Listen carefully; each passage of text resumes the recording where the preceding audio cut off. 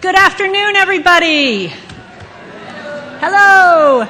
Welcome to We Met Online. Great visitor experiences start with Google.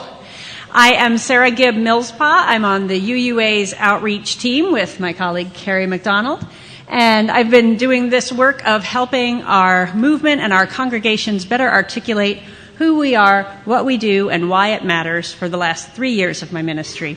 And I'm about to move on to a new role on June 30th. I'll be finishing up with the outreach team and moving on to the Pacific Western region as field staff.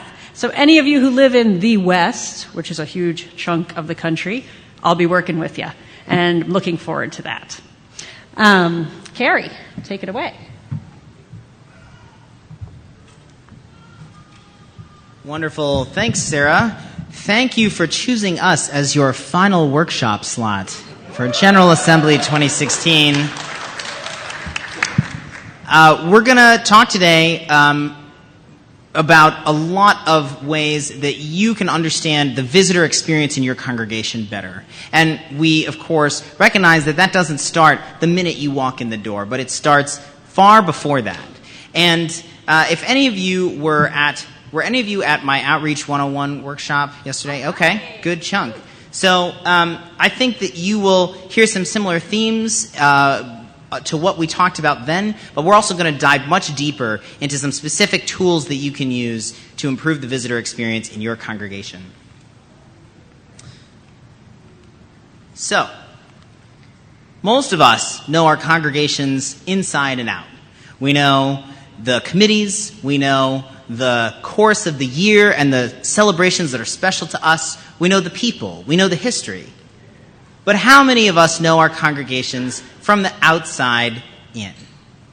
We spend our time as leaders inside our congregations, and you are a leader, whether or not anyone has told you that, because you're here at General Assembly learning about great practices to share with your congregation.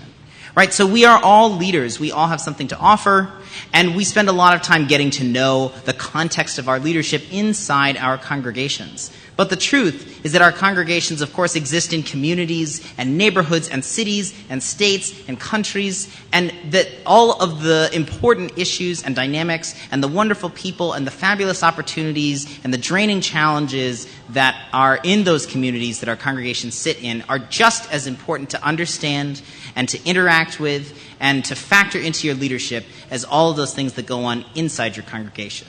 So we're going to talk about how to do that. This is what outreach is about. Yesterday, in my workshop, we talked about how outreach is about listening, first and foremost. It's not just about reaching out, but seeing ourselves from the outside in.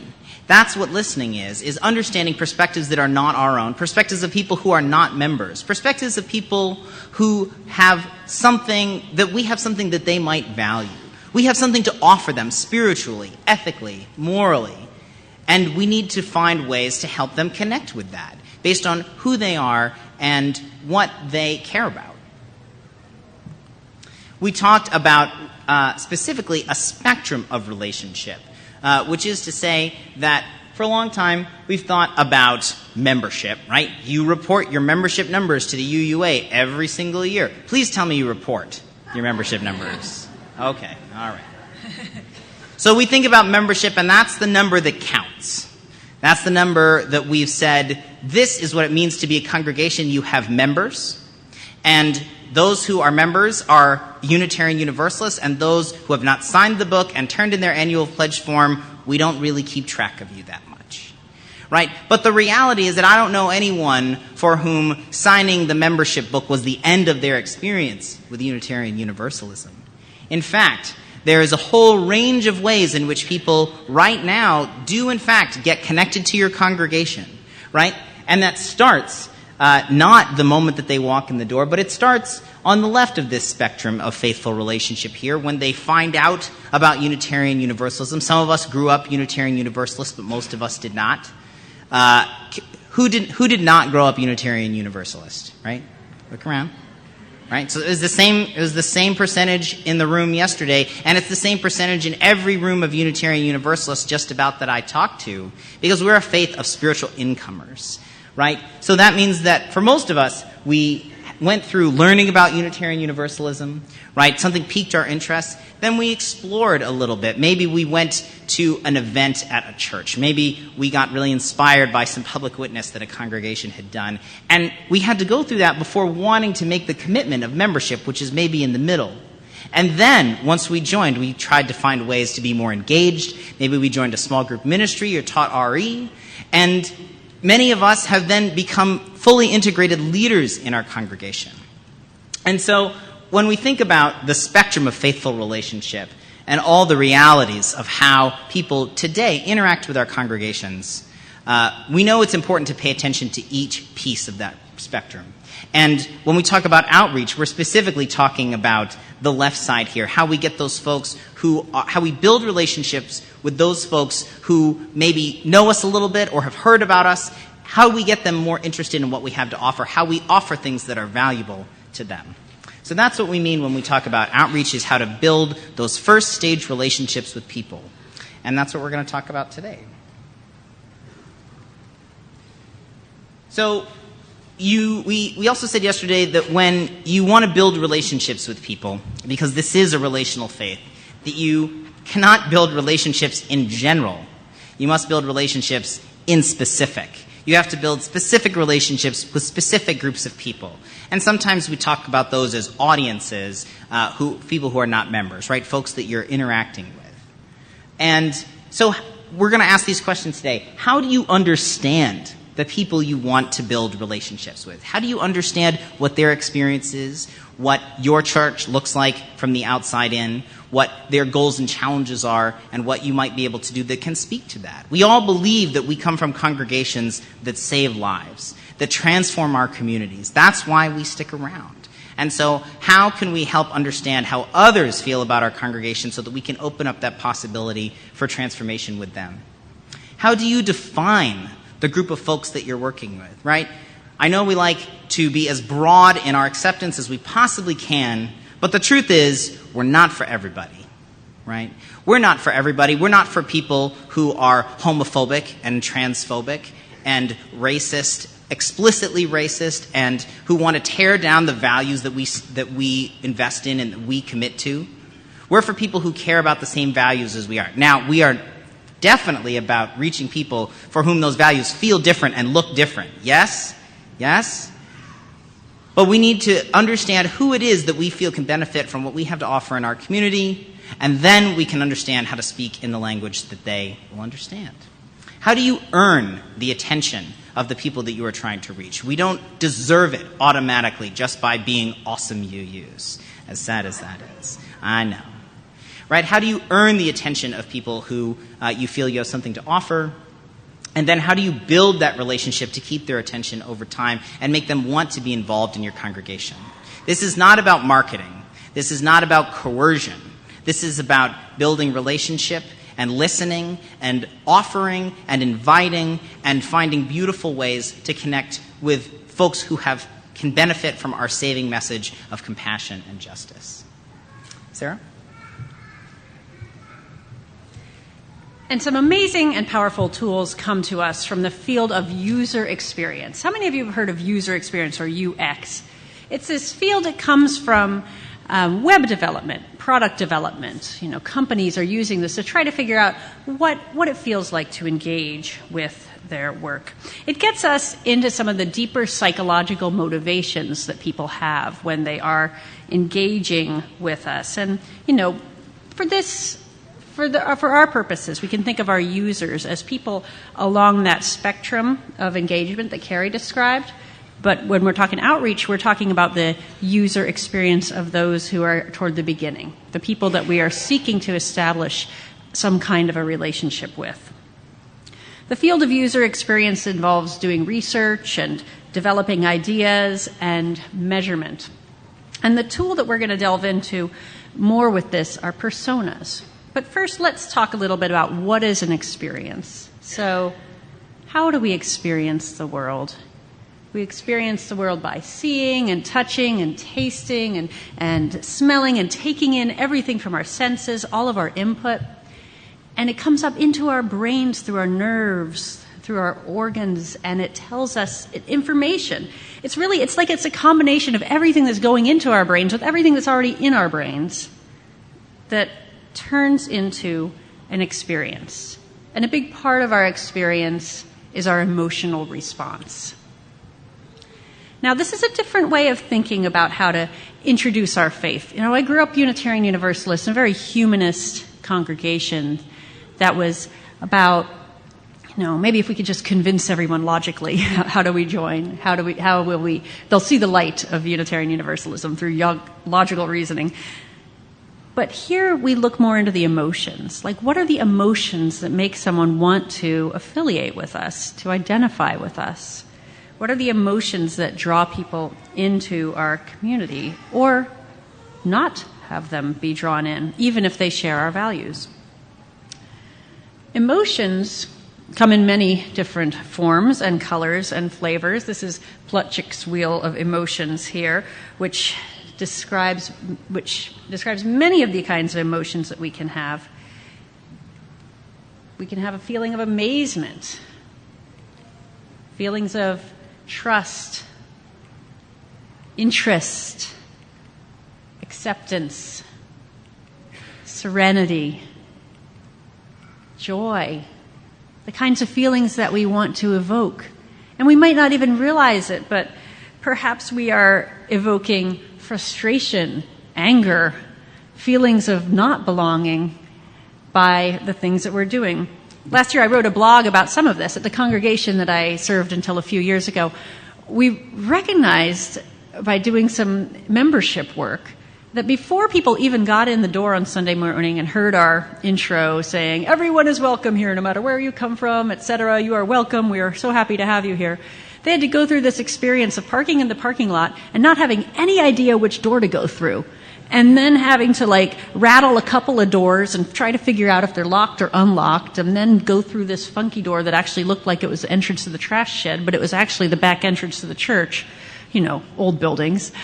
But we were giving them a negative emotional experience before they even got in and heard any of the carefully chosen words we had to say. So emotions are something that we really need to pay attention to in user experience, because emotions make the connection. Emotions are what are going to pull people into relationship with us, make them want to affiliate with us. And it is at the foundation of our decision making.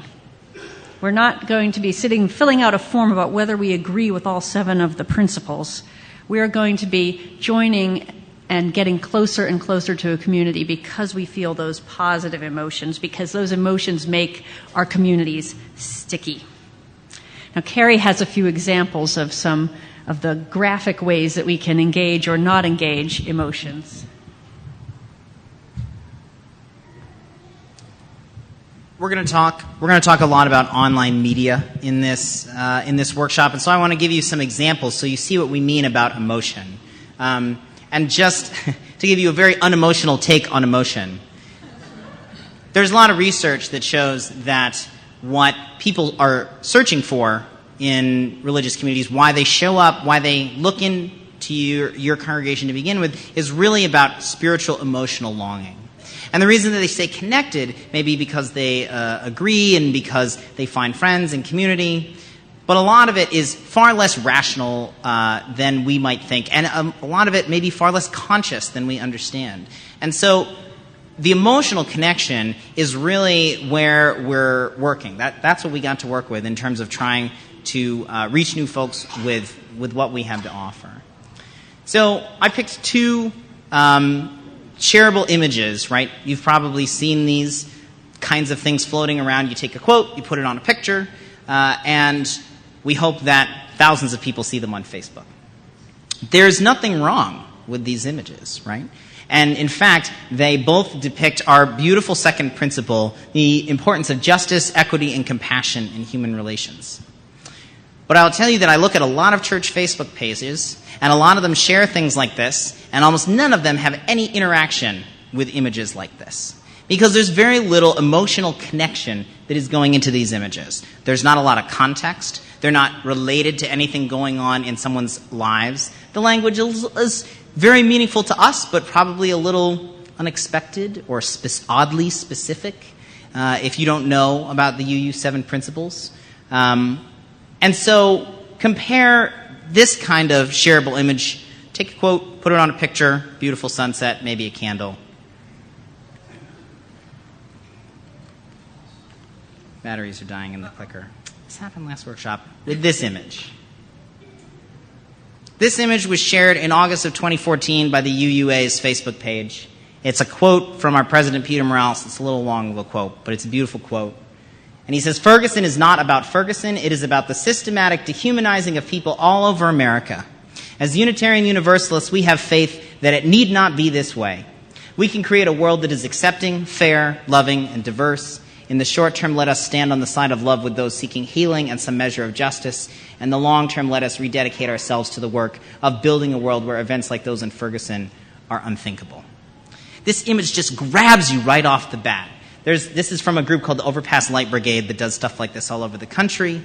This image was created right as the events in Ferguson were unfolding, so it was timely. It was related to what people were talking about right now on social media. How many people do you think saw this picture? We shared it on our Facebook page. How many people do you think saw this picture? Shout out a number. 50,000? 100,000? 3 million, I wish. All right. 130,000. 130,000 people saw this in a matter of, a day or two, right? 9,000 people interacted with this image. Now, this image didn't take that much longer to create than the other one, but we created it at the right time. We found a compelling image. We used language that grabbed people on an emotional level, on a heart level. I mean, even just looking at it, I can feel that, right? So, awesome shareable images on social media is not the only key to outreach. I don't want to imply that, but I want to use this as an example of how powerful we can be when we make that emotional connection.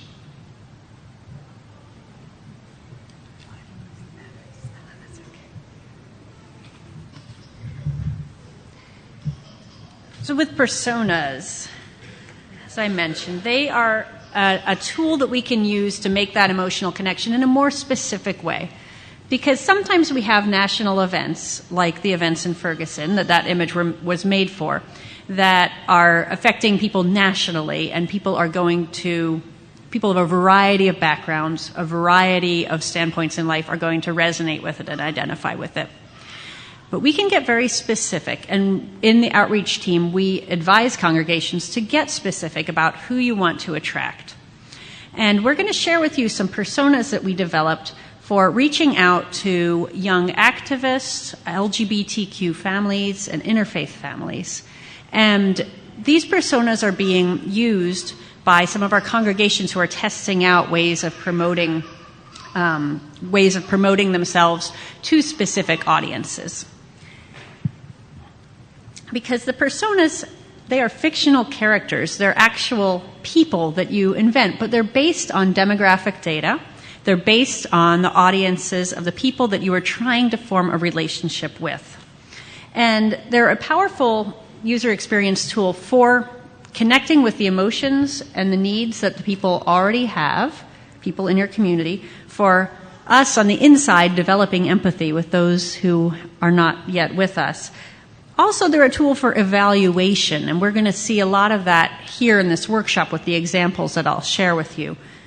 And a tool for action. So you can use a persona, take them through your website, for example, and then revise your website so that persona is going to have a more positive emotional experience engaging with you.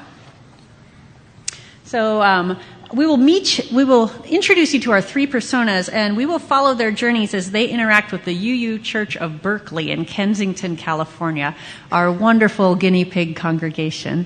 They have been working diligently on reworking their outreach and coming up with creative ideas for reaching different target audiences, and have had a recent event where they sought to connect with young activists, LGBTQ families, and multi-faith families.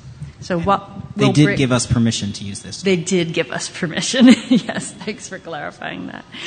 We will introduce you to Waleed, Emma, and David.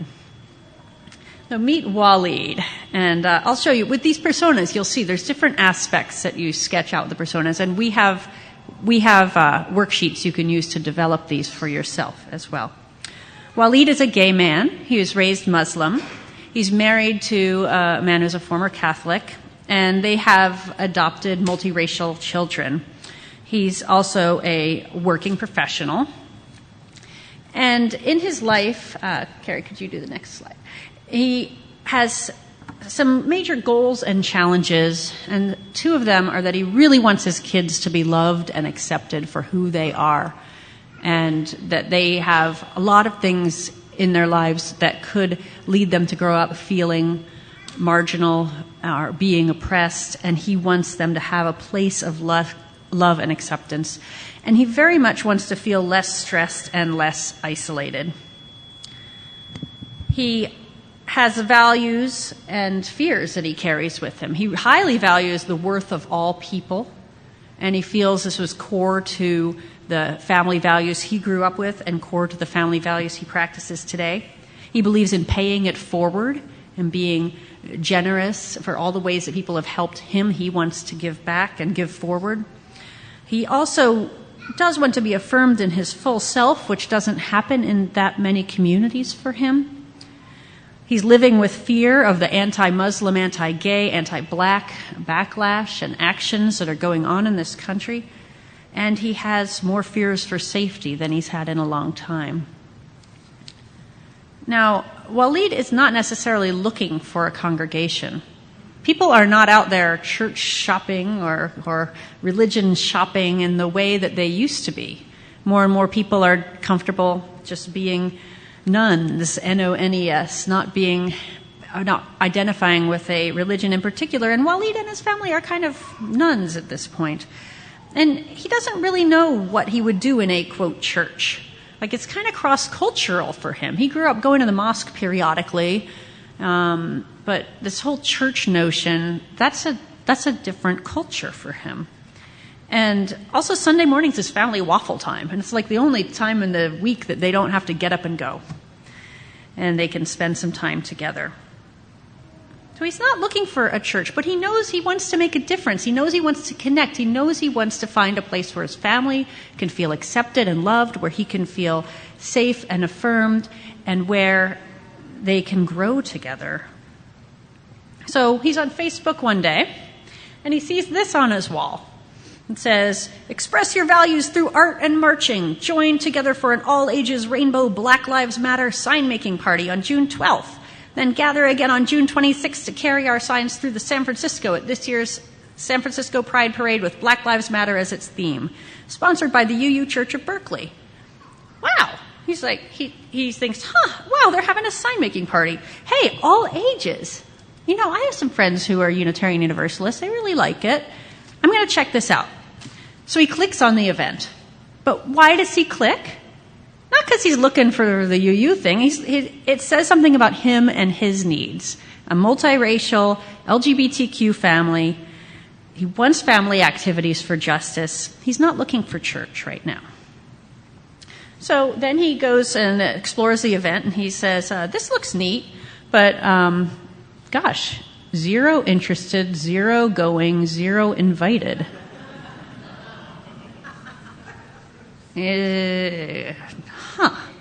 So maybe in real life, Waleed just leaves there. But this persona in our story, he clicks to see the Facebook page of the church, just to learn a little bit more about it. And he sees the screenshot here, and he's like, oh, okay, well, this is interesting. Hey, they got 4.6 stars. They got these kids up there. I'm going to take a little bit of a look. So he clicks on About, the About part of the Facebook page. And then he's like, oh, kind of looks like it's in the middle of nowhere on the map.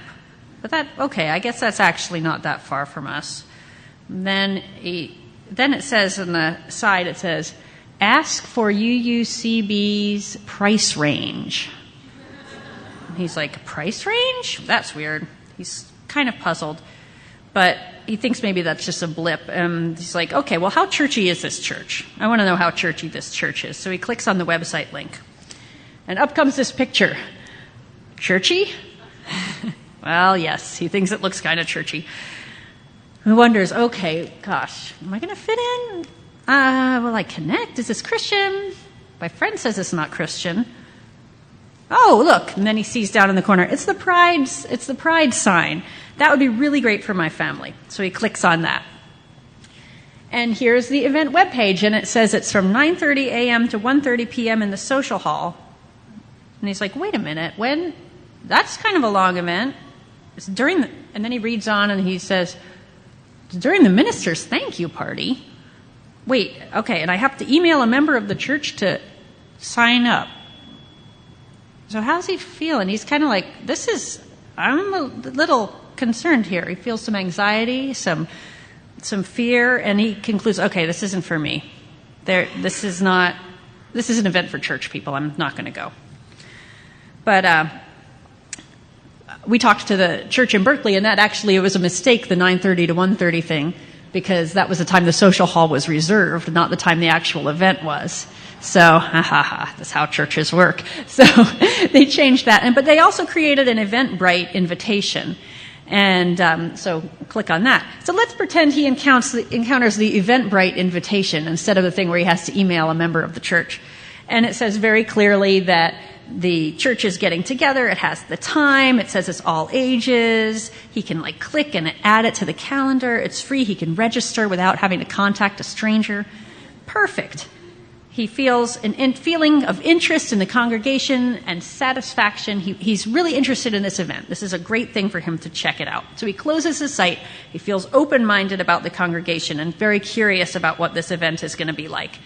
And he thinks, heck, at least if it doesn't work out, it'll at least be a free lunch for the family and, a nice little trip into the hills.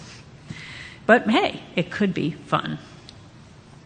So let's talk. What did we learn from Waleed's user experience journey? And we have a lot of people here, so I invite you to just turn to your neighbor for a minute, say a few things about what you learned, and then we'll ask you to shout out some things after that, and we can repeat them in the microphone. What did you learn from this user experience journey?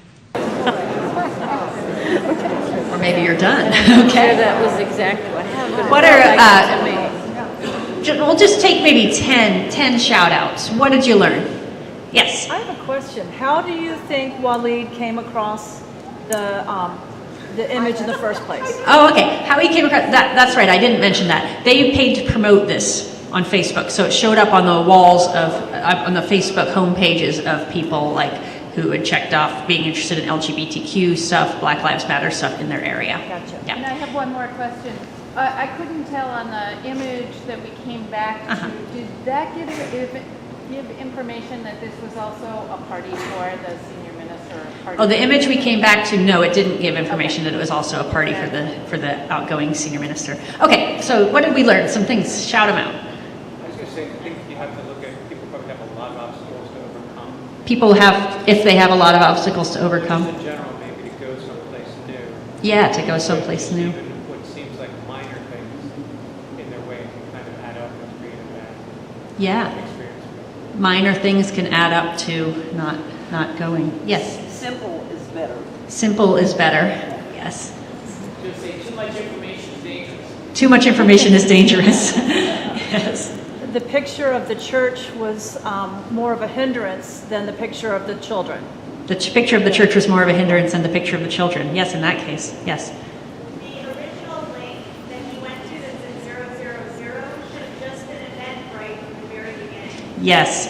The original link he went to for the event with 000 should have been Eventbrite from the beginning. And that is one reason why our office is recommending congregations use Eventbrite and integrate it into Facebook rather than have a separate Facebook event, because they can look depressing when people don't want to publicly say on Facebook that they're going to a public event.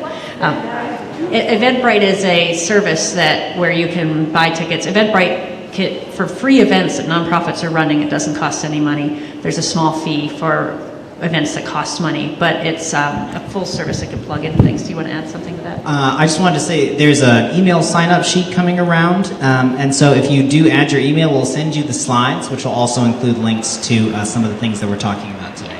Yeah. Okay, two more learnings. Abby. We should always be thinking about who the target audience Yes, always be thinking about who the target audience is and what their experience is. And also that we should think about whether you have to register for events. Whether you have to register or not. Yeah, that's a good question. Sorry, I saw the hand in the back before. Hi. Have some of your members immediately like something that you post on your Facebook. Have your members immediately like something. Exactly. Your members are a powerful tool for events. You can ask people in the church announcements on Sunday. You can say, please go like this, share this, promote this, because your own people are the best tool for spreading the word. All right, Carey's going to introduce us to another persona. All right, let's meet Emma. Emma is a female in her early mid-20s. She's a young, progressive-oriented, leftist kind of activist. She's a professional working in the social sector progressive arena. She does have a college degree. She grew up Christian, but now has a pretty wide-ranging spirituality, likes to dabble, likes to explore the range of the wisdom traditions of the world. She identifies as queer, and she's a transracial adoptee. The goals and challenges that Emma's facing, the first is that, frankly, Emma's getting a little depressed about the state of the world. And that's easy to do, because looking at atrocity after atrocity, she realizes that what she really wants is to ground herself in humanity's positive potential, and she's struggling to find what that is. She wants to be able to hold on to that hope to fuel the work that she's doing for change. Secondarily, Emma wants to be around people who get it. She doesn't want to be fighting to figure out whether she needs to be putting up her guard or correcting some microaggressions that are happening. She just wants to be able to be with people who get it more of the time and affirm the identity that she has carved out for herself over the years. She wants to define herself by claiming who she fully is. She doesn't want other people defining her for herself, right? As she moves through the world, people assign a lot of labels to her, and Emma says, I want to be able to choose who I am. And that's hard to do. It's hard to carve out enough space for yourself and for your social life and all the ways that give you life and energy when you're working so hard. So she's got a hard time trying to find space for her social life in addition to the work and the volunteering that she's doing. Emma's a doer. She's strongly believes in the old universalist idea of the God-given worth of every human being, that each person is a child of God. A passionate advocate for the full spectrum of human rights wherever she can be. A lot of her values really do align with Unitarian Universalism through inclusion, respect, responsibility. She loves intersection and interconnection. That's stuff she talks about all the time. But she's also, as we said, she's afraid of being pigeonholed. She's afraid people are only going to see one part of her and not allow her full self to be shown. She's the adoptee, the transracial adoptee, the queer woman, right? The activist. Why are you so angry all the time, Emma? She wants to be able to be the things that she is, but she also just wants to be Emma. She's very attuned to those efforts to tokenize and pigeonhole her, even though she knows they just come from the best places, sometimes. So she's become wary of some older adults in her community because she feels like they don't get it. And as she's been to protests and events, she's seen that sometimes younger folks are having a better time grappling with the world that she's seeing. She's getting frustrated about how often she has to educate folks, particularly about issues she really cares about, like modern-day slavery and human trafficking. And so, if she is thinking about a UU congregation, then if she feels like that's going to be about trying to have a lot of conversations with people and explaining and educating them, she's not really into that. She does have some fond memories of the Methodist congregation of her childhood and how oriented they were towards families, but she doesn't have children at the moment, and she's not partnered, and she's not so sure whether queer people are welcome there at all, really. So Emma goes to the Pride Parade. And she goes with her friends, and she's been feeling some despair about the state of the world because, she doesn't live under a rock. And especially because of the rise of the Trump campaign and because of the anti-trans bathroom measures that have been going on across this country and the police brutality and racism that she sees in her own community in the Bay Area. So she goes to Pride for that sense of inspiration, to feel hope, feel alive. She's gotten a little annoyed with Pride recently, frankly. A lot of corporate sponsorship. But this year they're working with Black Lives Matter, and she feels really great about that. And so she sees the UU congregation of Berkeley marching with their banner, and they're happy looking, and there's a variety of folks there. Some of them look straight, some of them look bi, maybe some of them are trans. There's older folks and younger folks, and there's a good mix of people. There's a young adult who has a t-shirt on it that says, "Got Hope," and hands her this flyer, which says, brave souls want it. Black Lives Matter and UU. Dare to live with compassion, acceptance, and reverence. Come walk with us. Ceasefire Lifelines to Healing walks every Friday night at 7 p.m. in Richmond for Witness to Ending Violence. So she's looking at that and says, kind of like the look of this. You know, it's colorful, it's bold, and it sounds like these folks are doing something. So she sticks it in her bag, gets on the BART. The BART is the transit in the Bay Area, and heads on home. It's kind of a long BART ride. So she pulls out that flyer, and she pulls out her phone because really, half of web traffic in folks at Emma's age is happening on their phones. And she types in uucb.org, and it takes her right here to the UUCB homepage. And she says, oh, geez, at least they have a decent website, right? And it's smartphone responsive, so she can actually read it. So she's looking at it, she sees the social justice banner, and she can't really see who's in this picture, but oh, there's that Black Lives Matter sign, so that's good. She likes that.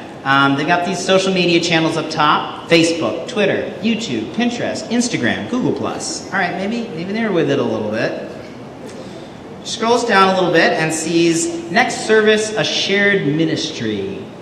Shared ministry. I wonder who they're sharing it with. Do they share their ministry with another congregation? Is that what this is? She's not sure. She scrolls down. She sees the sermon description. Ministry is no longer an act provided by only those who are ordained and called to serve. Ministry happens everywhere.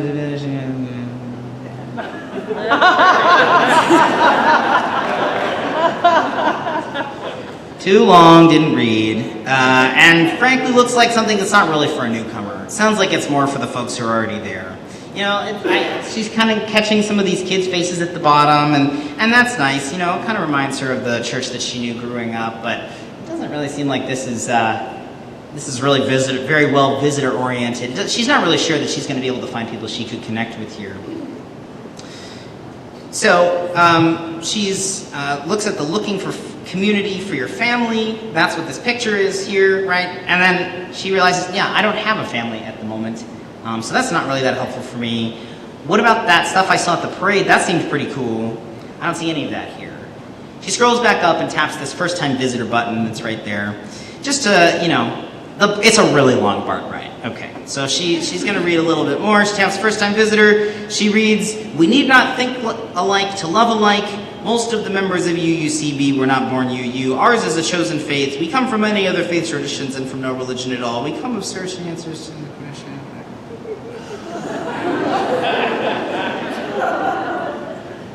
Page is, it's not bad, but it's not getting her. They're not making an emotional connection. It's kind of neutral. It's a little wordy. She scrolls down, sees the plan your visit, and clicks through, and sees that, in fact, we're a little bit off the beaten path. Emma doesn't have a car, and so she looks at the map and she sighs, and it looks far from where she is, and she gives up.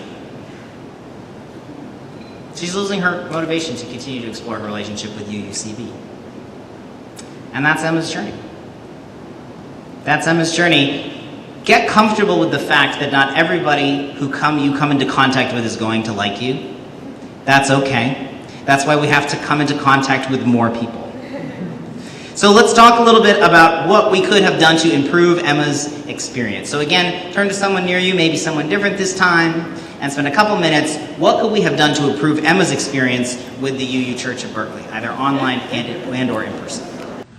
And a hush fell over the crowd. Hush. See, wasn't that nice? I borrowed that from Youth Caucus. Okay. How could we have improved Emma's experience? I'm going to take a couple comments. Raise your hand, call on you. I'll repeat into the mic. Yes.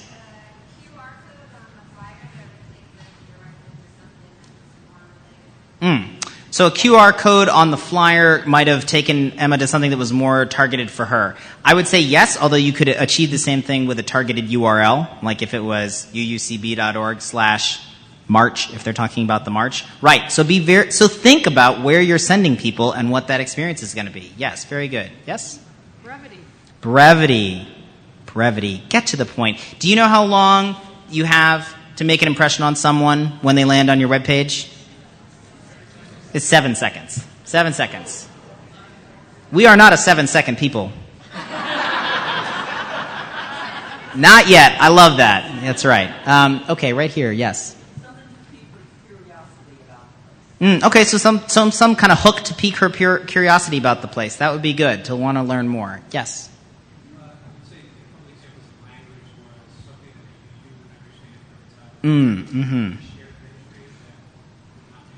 So paying attention to language, and we can get hung up on language, which I don't want us to do, but I want us to understand that we all have different references, right? And so when we use insider language,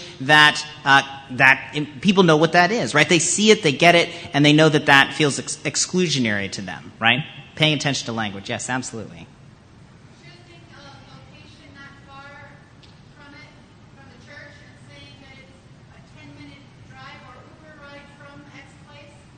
So better ways to help people get to your church and being clear about what that is. Also, you don't have to do everything at your church. Just saying. And I'll add to that the Berkeley Church's site, after the map that looks like they're in the middle of nowhere, they have bus directions. They talk about how easy it actually is to get there, even though they appear to be in the middle of nowhere.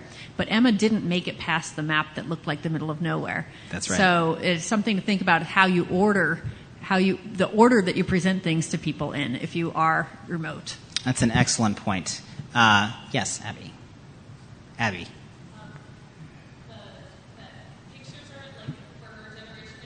It's the Tinder generation. It's not the eHarmony generation. So the pictures have to be much more upfront. They have to be like not just like 80 people behind a banner that was taken by the church photographer, but like an up close picture of two people having an engaging conversation, or some picture that like makes you feel like you want to be in there having that conversation, not like you want to stand with those 80 people while in poorly pictures. Yeah, so the importance of images, right? And the more we use social media, the more that Facebook and Instagram are driving us to expect better pictures, higher quality pictures where you can see the emotion on folks' face that make you want to start a conversation with them or meet them, not the group shot from the annual congregational photo. That's better than just having a picture of your building, but we can still do better. You can see that on uua.org. Yes, please tweet that. Yes, I'm sorry, what? Ride sharing. Say more about what a link to some ride sharing. Yeah, so again, helping her see how to get to the congregation is good, but she has to want to get there first, right? So that's good. Yes, 2 more.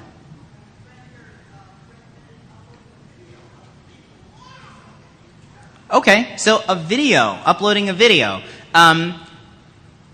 Videos can be excellent tools. Videos share well on social media. If you post a video on your homepage, people are likely to watch it. We see that on the UUA homepage as well.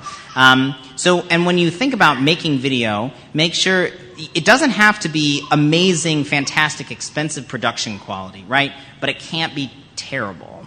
And so I've seen some congregational videos that really feel handheld, right? Like they may be done with a camera phone and they're funny and they're cute and they have something to say. But if you have a 6-minute video of like background music and scrolling photos, that's not going to cut it. So videos can be a great tool if you can come up with an effective video. Yes, and one more.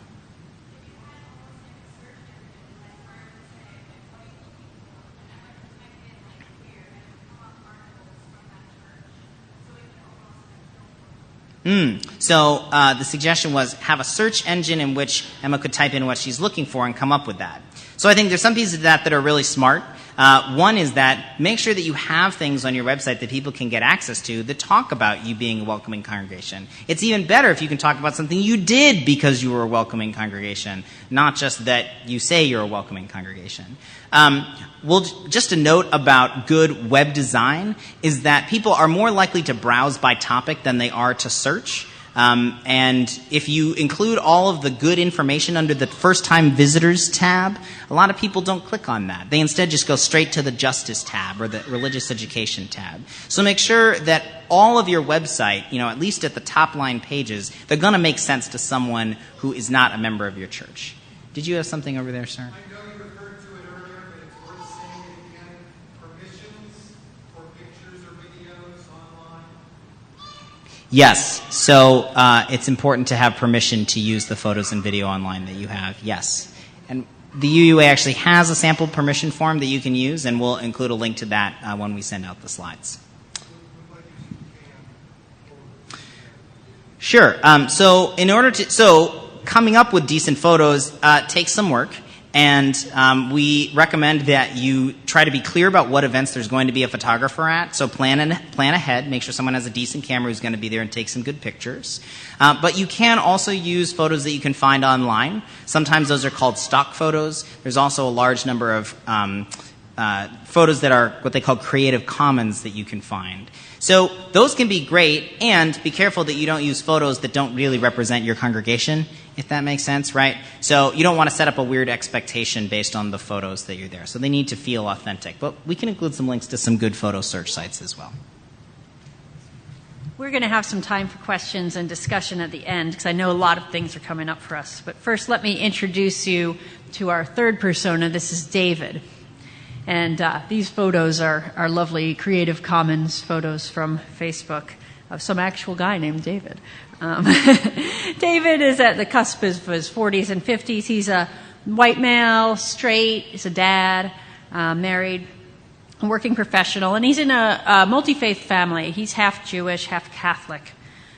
He's got scientists and humanist interests. He's a computer guy. He's a geek into Star Wars, Star Trek, that fun stuff.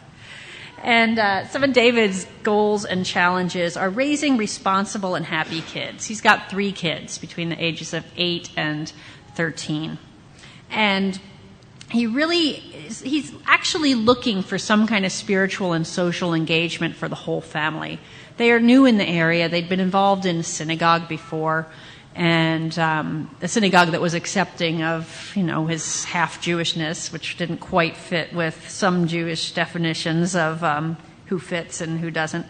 But they were engaged, but his daughter has said she just doesn't want to do a bat mitzvah. She wants to do something different. And she's interested in a UU congregation. So, but some of his challenges in life is like so many parents, he's overextended, and he feels like he's impatient. He just wants like more of a well of patience and more of a sense of peace and not feeling so overextended. And he's also really concerned about consumerism and commodification and what it's doing to the world and to his children. So he brings along some values and fears that are compatible with our faith. He really believes in the right of conscience and the right of people to have their conscience be their guide in matters of principle and values. He playfully draws from Jewish and Christian wisdom. He also believes very strongly in the individuality of children and their individual rights and personalities, including his own children's. And he's fearful of climate change, polarization, hatred, ignorance. But he's got some common objections to UU kind of stuff. As a half Catholic, half Jew, a Protestant look and feel isn't quite comfortable to him. And he also gets frustrated with religious communities' poor use of electronic communications and social media.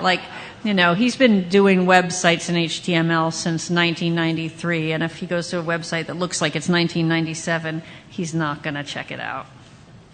So, he's looking. Gets out his tablet, and his daughter is interested in a Unitarian Universalism, so he thinks he's going to check it out. So he goes to Google on his tablet, he types in Unitarian Universalist Berkeley, and this is what comes up. you too can have this fun, Googling UU or Unitarian and your name, town name, and see what comes up. And for some crazy reason, it shows two congregations that are in like Santa Barbara and Los Angeles in addition to Berkeley on the map. But he ignores that, and he scrolls down on the Google results page, and he sees a number of things. There's a UUCB, there's a Berkeley Fellowship, there's a Wikipedia article. There's Yelp. The UUCB has 4.5 stars. That's awesome. The Berkeley Fellowship has 2 stars. So he's like, okay, wow, I love Wikipedia. So he feels a feeling of delight seeing that the church has a Wikipedia entry. So he clicks on it. And he starts to read about it, and he sees it's known for spiritual growth and music and learning and social action. And he's like, oh, wow, this is really cool. So without reading the whole article, he goes back to the Google page and finds the Yelp reviews. He's also a big user of Yelp because he feels like he really gets the inside scoop on things. Do you know what Yelp is? It's a website. It's also an app. It is a place where people can write a review about just about anything. And some of us, I had no idea when I was serving a church whether or not my church was on Yelp. I never happened to look. You might look, because there are people out there writing reviews that you may or may not even know about. But he's excited. He sees there are 17 reviews here. There are actual pictures of cool things happening at the congregation. And he scrolls down. He sees an endorsement from Lisa T., who talks about how she's so excited she found it, and they arrived and they were totally impressed with how they were welcomed, super nice, the people were lovely, her little boy loved the Sunday school, and so David's like, okay, this is awesome. The review actually ends, "Go Unitarian Universalists." So then he goes back and he checks out the main page of the UU Church of Berkeley's website. And he sees, they have scrolling pictures. So each of these people has seen a different picture when they've gone to it. And he sees theme for June, possibility. Ooh, that's kind of cool. And he scrolls down more, and his eyes are immediately caught by the same thing that turned off Emma, which was looking for community for your family. And he clicks on that. And it talks about family community. And he's like, wow, because this is a long page. There's all this stuff here. What stands out to him looking at this page is activities for families, and then down the part you can't see, all ages worship, children and youth programs, and then he taps it to get to the family community page. Oh, I'm sorry, I'm repeating myself. So then he scrolls up to the top of the page because he's like, okay, this is awesome, family stuff, great. So he's feeling just delight. And then he clicks on learning, and he sees under there, he's looking for the programs for children and youth. He wants to find out about their teenager programs. And he sees all these ways to engage there, including in the menu, it says humanist connections. And he's like, whoa, that's super. That's going to fit me. So he goes to children and youth, and he sees that they have programs on Sunday morning, and they have classes, and there's all these family events listed on the right side. And he scrolls down, he reads about coming of age and our whole lives. And, you can scroll down to the youth part. He is just more and more convinced. Even, he's not reading every word of this. He's not, because very few people read. People read 38% of what's on a web page at most. But he is coming away with this feeling that there is so much here for his family. There is so much here. He's going to check it out. So he goes up to the top and he taps on the direction link and wants to figure out how to get there. He scrolls down, and actually on this view it doesn't look like it's so much in the middle of nowhere. And he sees, wow, right there they have the information about the special events that are upcoming on the right column and the next service. So he has all the information he needs to engage right there. And so he puts the visit on his calendar and goes to talk to his family about it.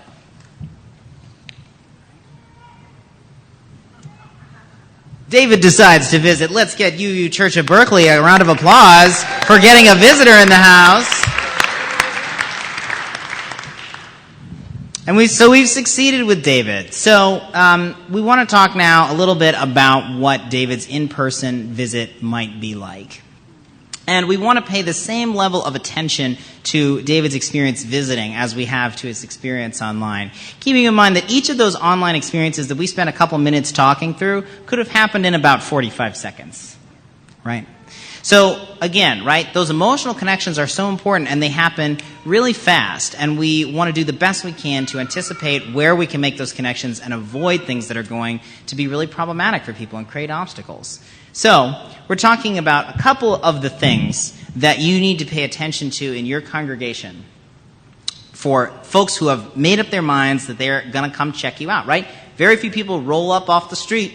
Most folks have already checked out your website. They've seen you in the community, right? They've already gone through that whole first part of the spectrum of relationship. Thank you. And so now, right, we're a couple steps in, they're coming to visit you. So first, finding. Can they find your congregation? That's on your website, but that's also your signage. A lot of our congregations in the suburbs are not visible from the street. So is it clear where, if you're driving, how you can turn in, right? When they turn in to your congregation or you walk up the street, is it clear where you can park, right? Most congregations are okay with this. I haven't experienced a real challenge here, but sometimes it's been a little difficult. Entering. When you enter, is it clear where to go in the door? Sarah shared this story about her congregation where you couldn't even figure out how to get in the door. I've had this experience at least half a dozen times. I've literally walked around the entire building trying to figure out where it was appropriate for me to go in. And all you need is a sign that says, entrance that way. Not that hard. First impression. So, you find that door. You don't just walk around the building and get so frustrated that you leave, which I'm sure happens sometimes. You walk in the door. You roll in the door. What's the first thing that you see? What are those first impressions of the space? What do you see? What do you hear? Do you smell something? Does it smell like old church? Does it smell like, you know what I'm talking about? Does it smell like flowers? Does it smell, what are you smelling? What are you sensing? All five senses. What is there to touch, right? How does the overall space feel? So as you move in, does it feel like a place that has been taken care of, that has been invested in, where there is art and excitement and delight and surprise and beauty? Or does it feel like a little bit dingy and run down? And what does that say about how the people who are there feel about their community? What kind of information is specifically directed at David? What kinds of wayfinding signs are there? Does it say sanctuary this way? Does he know what a sanctuary is? David probably knows. Well, maybe not everybody does. Is it clear where the bathrooms are and what gender those bathrooms are? Is it, when he gets into the service, is it clear where he could sit or should sit?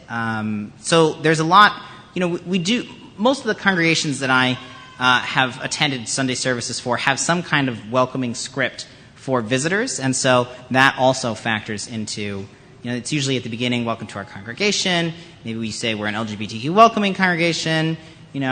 For those of you who have congregations that strongly encourage everyone to turn off their blankety-blank phones, just consider that some of us like to tweet about the wonderful things that you're talking about on Sunday morning. So in my congregation, we say put your phone on worship mode, whatever that means. Next. The connection and interaction. Who talks to David? Who doesn't talk to David? How is the physical space arranged such that, I hope he's not like tripping over people to try to get to sit down.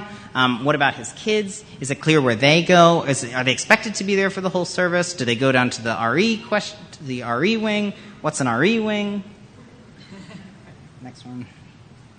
Right, the flow of the event. So not only what happens when he enters, but then what's the sequence going to be? Usually this is covered by the order of service, but it's not always clear when you're expected to stand up or sit down, right? Especially if you grew up Catholic, that's a piece.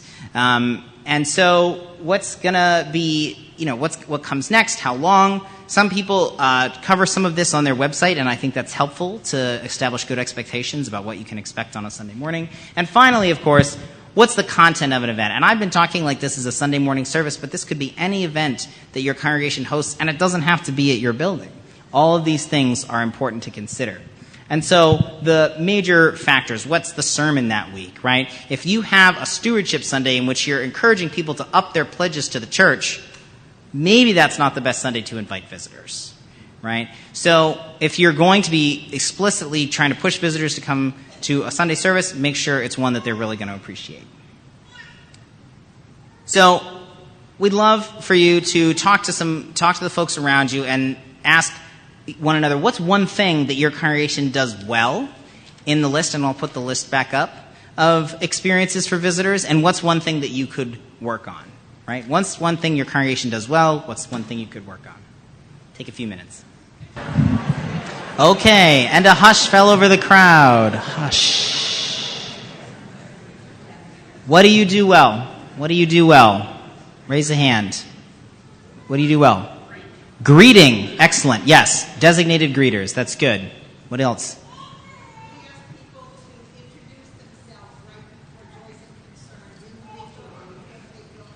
You ask people to introduce themselves. I've heard mixed opinions on how great that is. Because for some people, that's like, wow, you really welcome me. And for some people, it's like a little much. And I don't have enough time to talk about joys and concerns today. But there are two camps to the joys and concerns question, and I see both sides. And I was just talking to my colleague Erica Hewitt, who's the worship web coordinator, who suggested she might do an entire workshop on joys and concerns next year at GA. So I'll tell her to do that. I have a yes. concern about that. I'd like to light a candle. You wear your name tags. Oh, excellent, right? That implies that we don't already all know each other so much that you're not welcome here. Yes.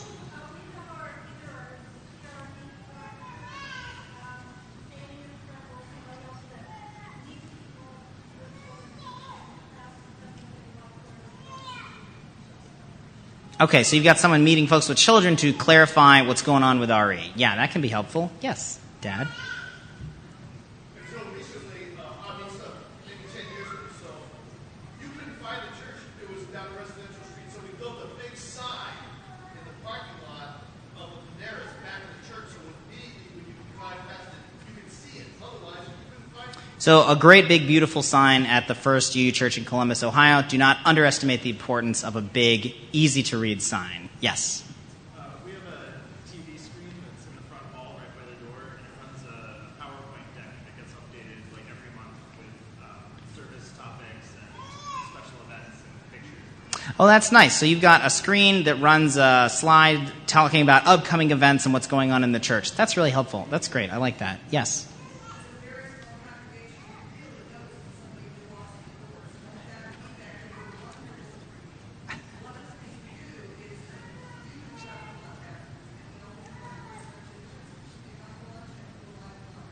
So, small congregation, you go out to lunch afterwards, and new visitors, you buy them lunch. So, I'm not going to ask you what you need to work on because you know what you need to work on. But I do just want to spend a second talking about coffee hour. This comic reads, after service coffee, this is British, so it says after service coffee. This is the time when newcomers can get to know the congregation. So this is one version of a coffee hour fail. Is when someone takes the visitor mug that you put out for them and then no one talks to them. I have had this experience. I have talked to others who have this experience, right? Because coffee hour is when we get to see our friends. So if you're going to have a coffee hour, please make sure that at least a couple folks are going to intentionally introduce themselves to people they don't know. But coffee hour can also go the other way and can be a little intense at mobbing the new person. Have any of you seen this coffee hour caution poster before? So we created this at the UUA with suggestions of things not to say, specifically to young adults that are visiting your church, but it's good advice for everyone. How old are you? Are you new here? No, I've been going here for 10 years. You just never met me before. When are you planning to have kids? We need more young people. Have you met our other young adult? So, just as an aside, we created this poster. It got thousands of shares on Facebook. It was been adapted by folks in Methodist congregations and Quaker meetings, and so we included things to say instead of these marginalizing, semi-offensive things to say, like, "What did you think of the service?" Or, "I don't know that we've met. My name is," or, "It's great to meet you." Not that hard.